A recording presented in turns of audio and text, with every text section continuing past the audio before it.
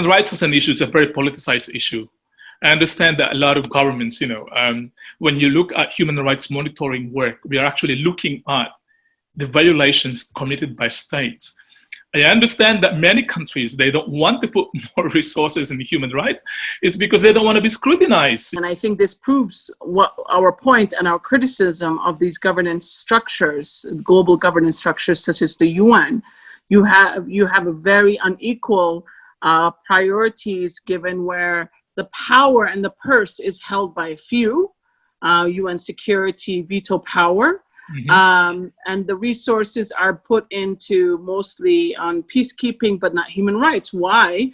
Because so that those who hold the power and the purse are not criticized equally. This is where the legitimacy of the UN system itself is completely in question. And that's why I think many member states are feeling dejected and are feeling like the UN system is just really a reflection of the neo-colonial empire. And it's really not a reflection of what trying to address the systematic issues at hand. The challenge that we are facing as well is the core documents that we are reading, the UN Charter, is 75 years old.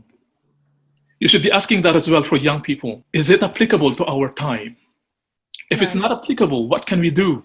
A civil society organization, as a youth movement, as a platform, you should be asking those questions. And where are the entry points that we can change the system?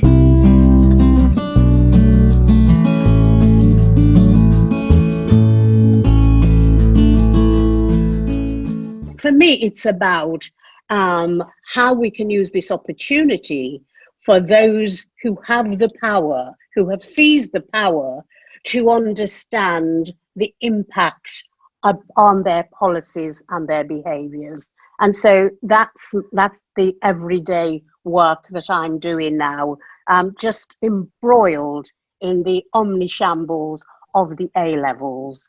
And just to say, in April, I wrote to the Secretary of State saying, this way will not help those young people who are already in a system of disadvantage, because we had evidence to show that assessments made by the teachers were disproportionately working against black youngsters. And COVID has conferred a blanket of near total invisibility of disabled people in the national media and the government COVID narrative, which reduced disabled people like me to ciphers of underlying health conditions and extremely vulnerable.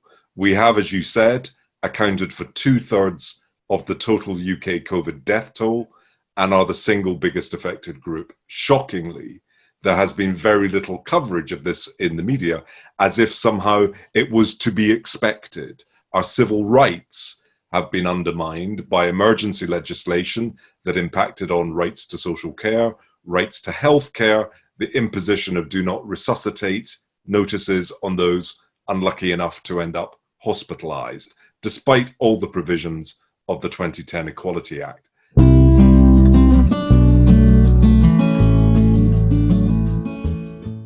The differential treatment is apparent in terms of stop and search. The differential treatment is apparent in terms of sentencing. At every stage of the criminal justice system, there are problems. Now, solutions. The obvious solution that I can think of, and I come back to recommendation 4, and Jeanette, you are absolutely right to point out that despite the fact that these recommendations have been with us for nearly 4 years, none of them have been implemented. And I notice that the government is now looking at conducting yet another review. But let me just read out recommendation 4. If the Criminal Justice Agency cannot provide an evidence-based explanation for the apparent disparities between the ethnic groups, then reform should be introduced to address those disparities. This is the principle of explain or reform, and it should apply to every aspect of the criminal justice institution. I couldn't put it better. Why rebuild the ark when it's already been built?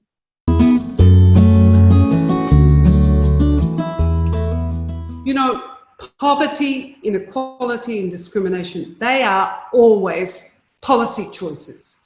And as Ibrahim X. Kendi has written of racism, we should say too of inequalities more broadly, namely that inequality is the product of self-interest, and so too are most of the measures designed to tackle it. Policies that have not spelt the doom of discrimination or poverty, but which have left ample space only for those things to evolve. Multilateralism is, as currently practiced, flawed and failing.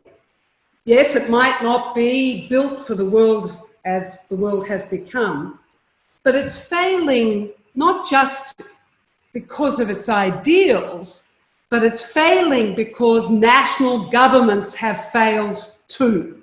There is no failure in the multilateral system that does not have its roots in a gravely flawed project of national government.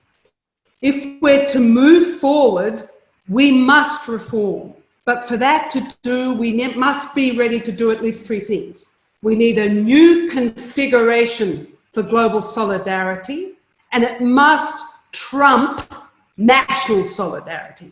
For that to happen, we need a new configuration of global citizenship, one that sets aside nationalism, ethnicity, and the fictions of race, and puts instead at the centre common humanity. And for that to work, we need new leadership. The question is, will we have the courage and the determination to bring that about?